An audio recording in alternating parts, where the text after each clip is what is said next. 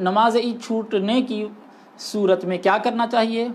ہمارے فقہا نے یہی فرمایا کہ نماز چاشت پڑھ لیں، اس کے مقام پر اس حدیث پاک کی روشنی میں فرمایا کہ 4 رکعت پڑھ لیں۔ اس کے علاوہ نماز چاشت کے سلسلے میں اور بھی روایتیں موجود ہیں، جیسا کہ ہمارے فقہا فرماتے ہیں کہ نماز چاشت 2 رکعت سے لے کر 12 رکعت تک پڑھ سکتے ہیں۔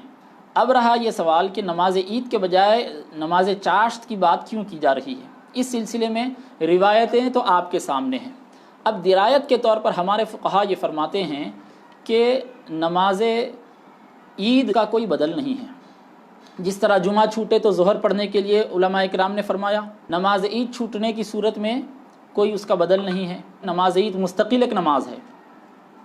اس کے برخلاف روزانہ ہم ظہر کی نماز پڑھتے ہیں، جمعہ کے دن نماز جمعہ پڑھیں گے اس کے اپنے شرائط کے ساتھ، لیکن نماز عید کا کوئی بدل نہیں ہے۔ نماز عید واجب ہے، کوئی اور نماز اس وقت واجب نہیں تھی۔